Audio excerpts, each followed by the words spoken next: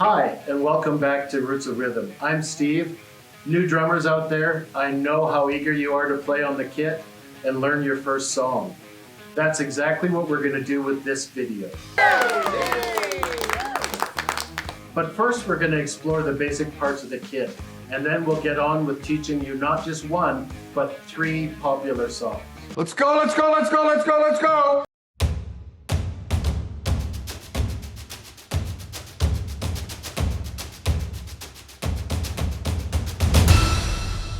In our first video, What to Know Before the Kit, we went over the gear you'll need, hand technique, and some basic beginner exercises.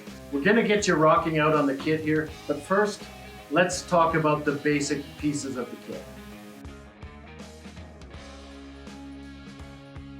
As a beginner drummer, you may or may not have a kit. You may have an acoustic kit, you may have an electronic kit like mine, but even if you don't have a kit, you can still follow these lessons, you can still learn these songs and play on a practice pad, a pillow, anything really. Now the first term to understand is pieces. When referring to a drum kit, the pieces refer to the drums themselves and don't include the cymbals, etc. So this particular kit, for example, that I'm playing right now is a Roland TD-20. And it is a 6-piece kit because there's 2, 3, 4, 5, 6 drums. But kits can vary from just a couple of pieces right up to like multi pieces. You don't need all of that though. You can start out very simply and you can see how some drummers use really just a few pieces. These days, drummers use all kinds of combinations of electronic and acoustic, of traditional and modern instruments. The combinations are endless. Although there's endless options, we're going to go over the basic types of drums, starting with the snare drum. The snare drum was first developed for military marching. It was designed to cut through the din of battle with a crisp, loud sound. An acoustic snare drum consists of a top skin and a bottom skin, and a snare, a set of wires, that rattly bit that stretches across the bottom skin to create that crisp sound.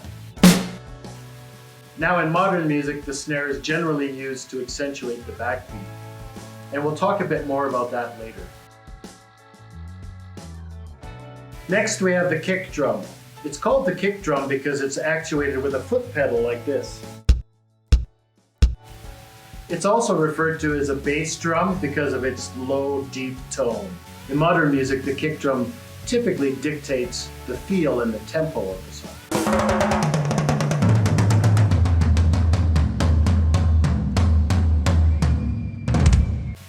Next we have the toms. With this 6-piece kit, I have 4 toms. 2 mounted toms and 2 floor toms. With acoustic toms, the size varies generally from small to large, which sets the tone so you'll have a higher tone and the tone goes lower as you go around, as you can hear here.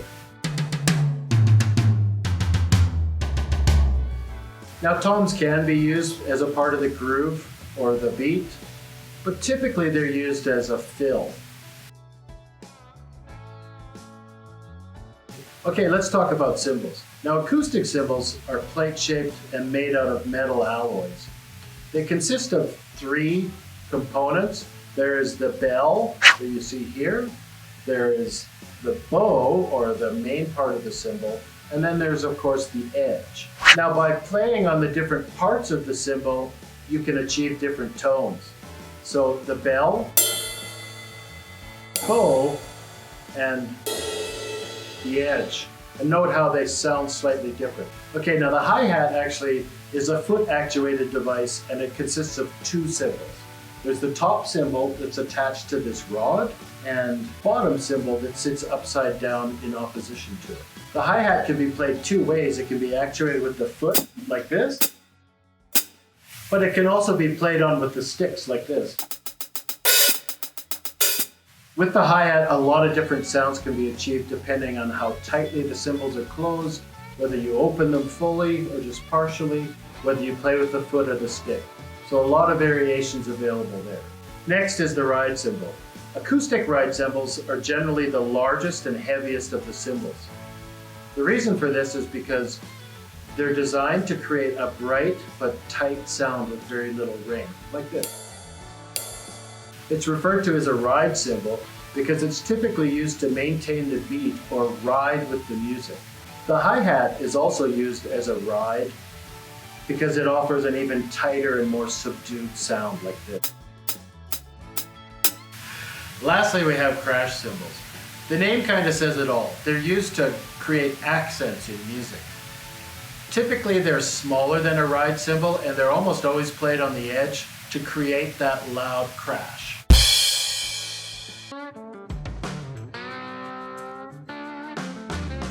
Okay, next we're going to talk about posture and the position of the different components.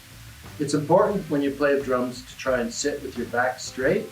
You want to adjust your stool height so that your thighs are approximately parallel to the ground. Now the snare drum needs to be set just a few inches above your thigh so that you can easily reach it.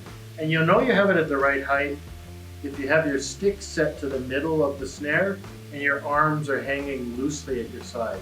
You want to make sure that you're not sitting like this or that your hands are resting on your legs. You want them resting comfortably, hanging at your sides. The angle on the drums is important as well. Typically, most drummers tip them slightly towards themselves. You want to make sure that you don't tip them too far so that when you play the drum, you're close to the rims without hitting the rim. You're also going to want to make sure that the toms are within easy reach. You shouldn't be reaching too far for them. And likewise with the cymbals, you should be able to easily reach them from your beginning position.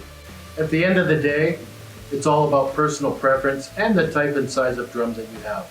So experiment with it, move things around, just make sure that you can sit comfortably and everything is within easy reach.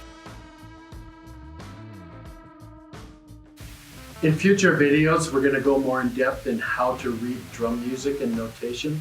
But for now, to play these first songs, you're going to need some basic understanding of how to count rhythms. More than 90% of popular songs are in what's called 4/4 time or common time. What that means is that there's 4 beats to a bar. That is counted simply like 1, 2, 3, 4. I'm sure that you've all heard drummers or other musicians counting songs that way. 1, 2, 3, 4. Now that count of 4 is actually what we refer to as a bar or a measure.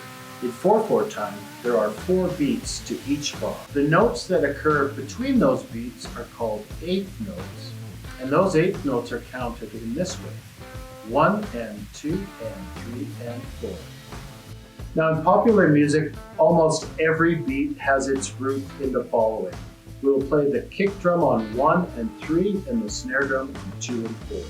Like this: 1, 2, 3, 4. 1, 2, 3, 4. 1, 2, 3, 4. For now, that's all you're going to need to know. Let's focus on the groove and on playing the beat of the song.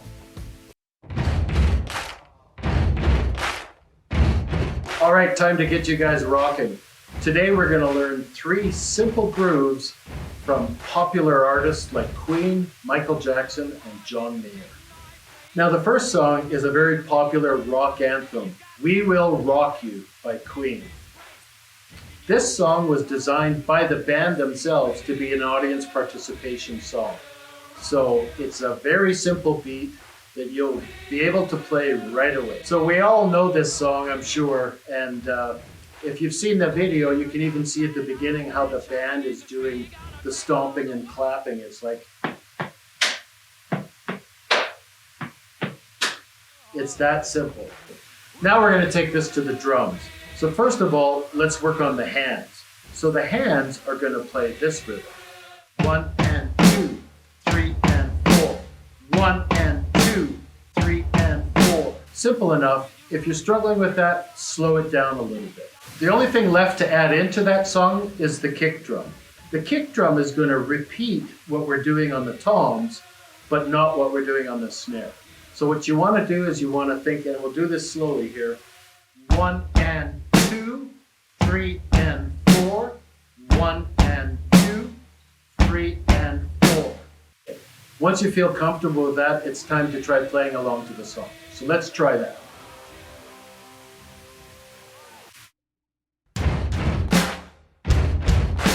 Buddy, you're a boy, make a big noise, playing in the street, gonna be a big man someday. You got mud on your face, you big disgrace, kicking your can all over the place, singing. Okay, and so on. In your own time, just go ahead and try playing that song all the way through. The beat never changes, and it's a lot of fun, that one, so enjoy.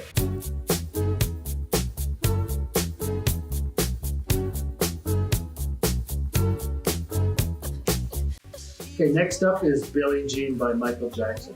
One of the most popular songs of all time. It has a very simple beat though.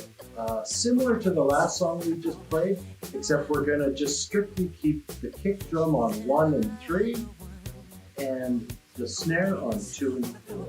However, we are gonna add in, with the right hand, the hi-hat. And that's going to play an 8th note rhythm. So let me demonstrate that for you. It's gonna be 1 and 2 and 3 and 4.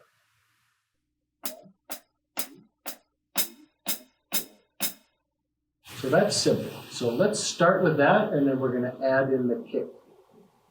Then later on, we'll add in the snare. First, hi-hat and kick. 1 and 2 and 3 and 4. 1, 2, 3 and 4. 1, 2, 3 and 4. Now we'll add in the snare. On 2 and 4, remember? 1, 2, 3, 4.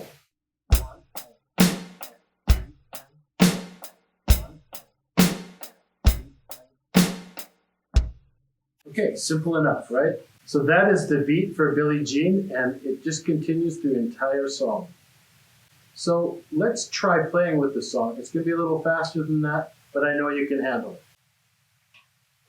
Listen to it first. 1, 2, 3, 4. 1.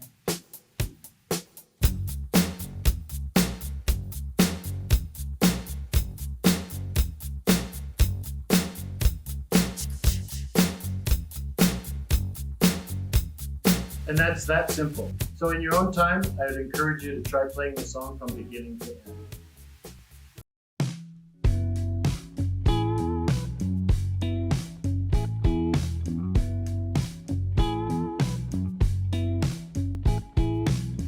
Our last song today is Vultures by John Mayer. Now this features one of my favorite drummers, Steve Jordan. He is one of the best at laying down a groove and a beat. Even with a simple beat, he can make it really groovy.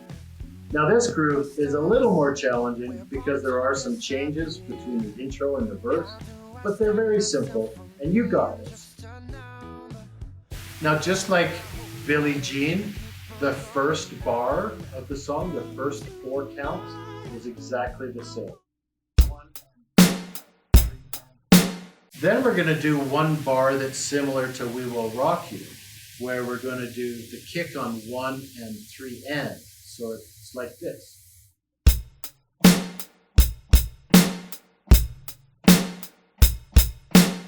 Now let's put those together, and we're going to play it 4 times, and that's the intro of the song. Ready? 1, 2, 3, 4.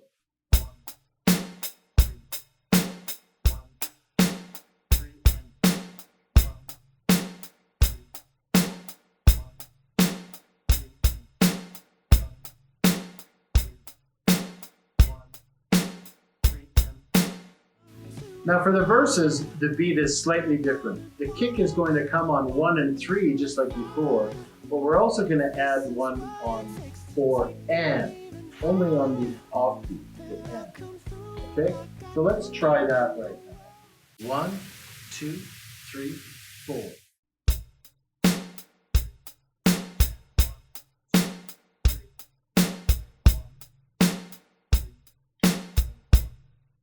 All right, I think we're ready to try it with the song. Let's go.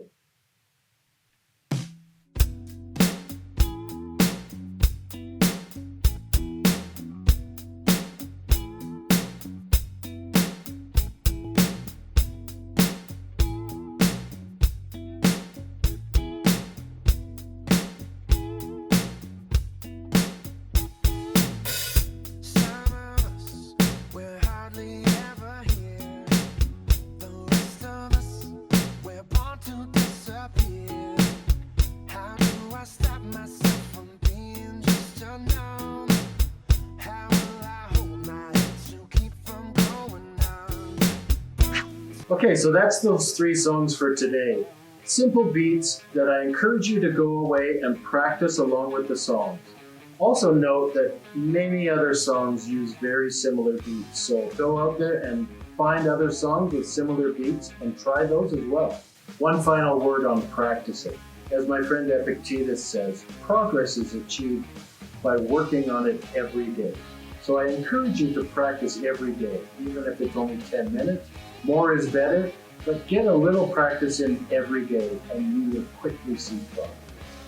Now in the next videos, we're going to dig deeper into how to read music. We're going to look at more complex rhythms and beats. And we're going to give you some exercises to continue to improve your speed, your accuracy, and your independence. So if you're enjoying these videos, don't forget to hit subscribe and we'll see you in the next video.